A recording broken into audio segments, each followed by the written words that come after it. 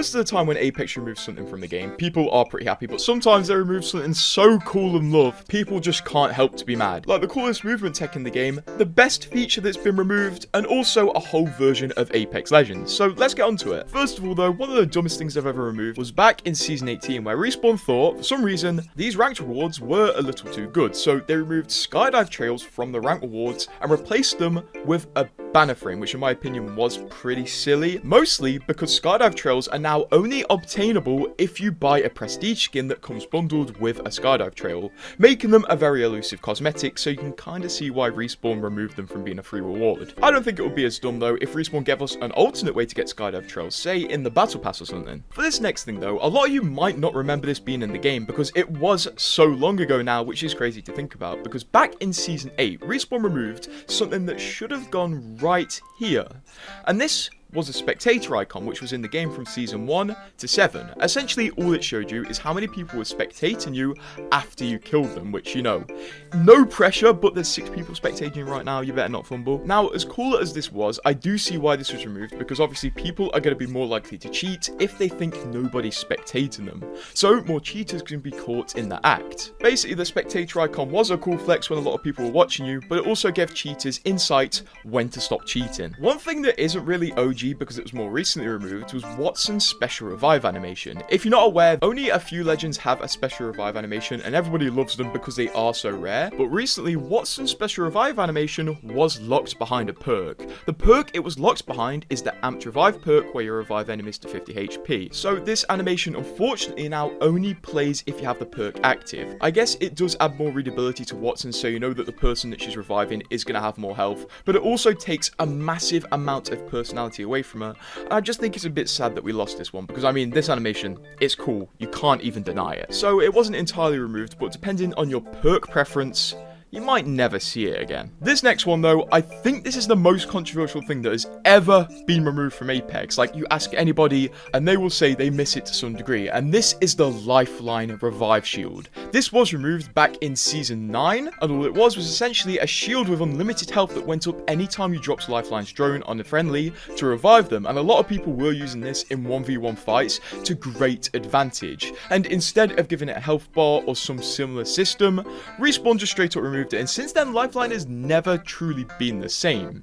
She still has the trackers that actually reflect if you use the revive shield, so these are now very rare trackers because you can't level them up anymore. And since she lost this shield, she's become a lot more of a support role than a combat medic role. If we look to the future though, there are loads of leaks that the next legend that is going to get reborn is Lifeline actually, and she's going to get a whole new set of abilities that make her much more of an offensive legend. So if it does seem right now in the patch notes that Respawn is neglecting Lifeline and they could be doing so much better with her, well, it's probably because they're going to rework her very soon, so there's not much point giving her new things. It seems though, when we look at the information regarding her next rework, it's still not going to involve the shield. It's just going to be based around the Doc drone being a very offensive ability. Also, do subscribe if you have the Lifeline shield trackers because you're an OG. The next thing is something a bit silly that was removed, but honestly I really miss, and I hope Respawn kind of add it back in some way, because back in the old version of the firing range, which was pre-Season 17, there were these weird type of targets, and if you stood on the back and the top of these targets and shot them, they would fling you, which could lead to some really cool movement courses. And basically, I just want these back, please. The new firing range is cool and all, but I can't fling myself. Speaking of flinging yourself, there used to be a really cool movement tech that would allow just this, and this is definitely the most missed movement tech that was removed, because literally everybody could do it. If you're on a controller, if you're on a keyboard, you could do it consistently.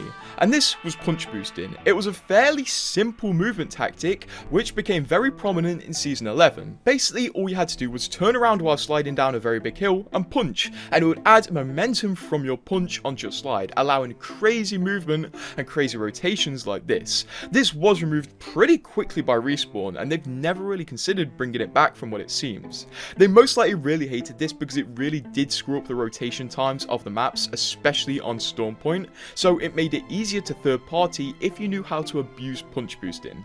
I do see why this was removed, and I probably wouldn't want it back because it did mess up map timings, but at the same time, it's fun. Maybe add this as a legend ability one day. Imagine how funny that would be. Punch boosting was most prominent on Stormpoint because Stormpoint is literally just an upwards hill when you really think about it. But also something that was removed from Stormpoint, which I kind of miss, were these armories. These armories were added back in Season 13 and were essentially a mini-game that allowed you to fight NPCs to get rewards, which were specifically tailored to your loadout, which was a really cool system that was unfortunately being removed because back in Season 19, when the storm hit Stormpoint, it basically tore all of these armories open. So they still exist as a small point of interest, but they don't exist in the way they used to. This was a really cool system, but it did become a gimmick in the end, and a lot of people elected just not to go in these because you lose like 2 minutes of fighting just to get a few items. I guess it shows that the best map gimmicks are the ones that you spend very little time on, like the armories on King's Canyon or the gravity cannons. Speaking of map features that were removed, there's one map feature that went that people have been begging to be added back every single season, and this is the OG train on World's Edge. And with this one, Respawn did a little trolling. Basically, when World's Edge first came out, up until its first map update, it had a train that just went around the map in circles. You could land on this train, you could fight on it, you could have fun on it. It was really cool just to have a moving aspect of the map. But unfortunately, come Season 4, it went. Because the whole map split open, unfortunately the train was also affected and it had to come to a stop. You can still see remnants of the train around the map today. And since then, we've only had it back in 2 ways. We had it back in the Genesis event, where Respawn brought back the first version of World's Edge for 2 weeks, and then we had it back in a bit of a troll way back in the Harbingers event, where they brought a Halloween version of World's Edge. In the promotional content for this event, they were saying the train is returning, but when the event released, it did return, but not in the way you would expect. Yeah, you would try to use it and it would just laugh at you. Nope, the train didn't work, and we've not seen the train since then. I hope we do see it again one day though. I can't keep making this video though talking about stuff that was removed that people want back without talking about arenas. Yes, back in Season 16, you've all heard the story, arenas was removed after being released as a permanent mode that was going to stay in the game forever. And since then, people have wanted it back because they crave a 3v3 Apex experience. Since then, Respawn have said it basically is going to come back. You're just going to have to wait 1 to 2 years. So it is coming back. But I feel like people are blinded by nostalgia. When they actually play arenas again, they'll be like, let me just go play TDM or something. And I think Apex Mobile is a similar case, because Apex Mobile was a version of Apex released in 2022 for mobile phones. The weird thing is, it diverged from normal Apex. It had different legends, it had different maps, and it had some different gameplay systems, which made it really interesting to see as an Apex fan. Unfortunately, while it was active, it wasn't earning as much as expected. So, after a year, the plug was unfortunately pulled on the game. While it was active, there were so many issues and dramas within the game about devs not patching certain things and certain controversial movement techs. It was kind of a mess. People say they missed this game, but honestly, at the time, they kind of hated it. Still, it would be so nice if one day Respawn decided to port some of the content over. I mean, even some of the skins over to main Apex. Look at this. This was an Apex Mobile exclusive skin, which has never been used since Apex Mobile was shut down. It would be so cool if we could get this in main Apex. But maybe there's some sort of technical limitation I'm overlooking. But what is the thing on this list you missed the most? I'm going to say train and subscribe.